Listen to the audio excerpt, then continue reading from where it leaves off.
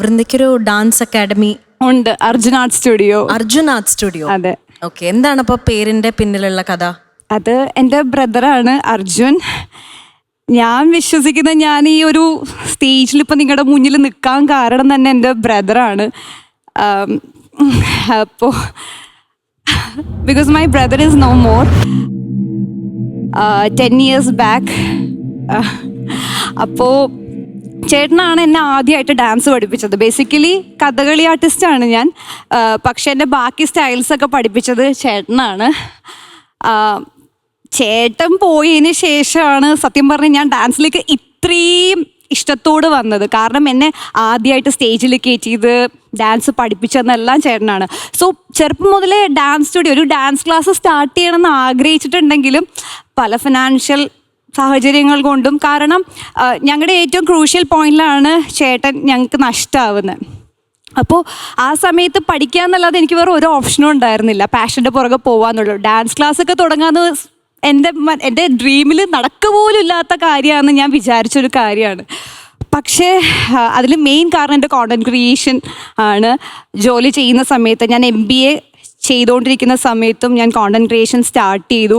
HR ആയിട്ട് work ചെയ്യുന്ന സമയത്തും അത് കണ്ടിന്യൂ ചെയ്തു. അത്യാവശ്യം വീഡിയോസ് നല്ല രീതിയിൽ ചെയ്ത് പിന്നെ എനിക്ക് തോന്നി എന്തുകൊണ്ട് എൻ്റെ ആ സ്വപ്നം ലൈവ് ആക്കണം എന്ന് വിചാരിച്ചിട്ട് അങ്ങനെ ബിൽഡ് ചെയ്തതാണ് അർജുൻ ആർട്ട് സ്റ്റുഡിയോ.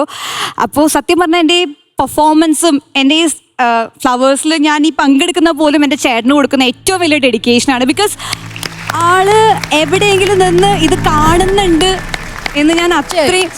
ഒറ്റമരപ്പാതയിലെ കത്തും വെയിൽ പോലെ തനിയെ പോകുന്നു, നെഞ്ചിനിലക്കൂടിനുള്ളിൽ കണ്ണെറിഞ്ഞതാരോ കനിയെ മായുന്നു. കണ്ണിൻ മണി നീയുറങ്ങ മണ്ണിൻ മടിമേലെ അരികെ ഞാനില്ലേ,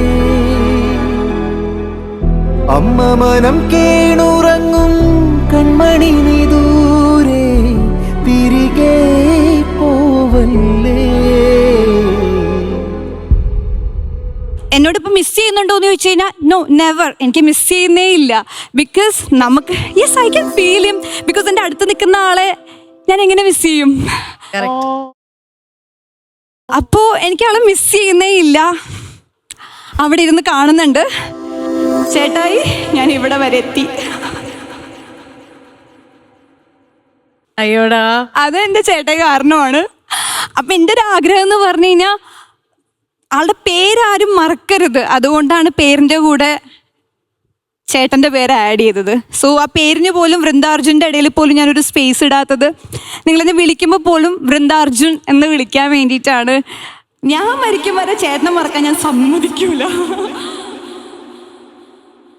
That's a beautiful tribute you can give to your brother. Thank you so much. എത്ര നാൾ കഴിഞ്ഞു കഴിഞ്ഞാലും ചേട്ടനെ ആരും മറക്കരുത് എന്ന് വീണ്ടും വീണ്ടും വൃന്ദ എപ്പോഴും പറയുന്നത് ഞാൻ ശ്രദ്ധിക്കാറുണ്ട്. So definitely he's around. എന്നെ കാണുമ്പോൾ നിങ്ങൾ എൻ്റെ ചേട്ടനെ ഓർക്കണം. ചേട്ടനെ അറിയാത്തവർ പോലും ചേട്ടനെ ഓർക്കണം. അത്രേ ഉള്ളൂ ആഗ്രഹം.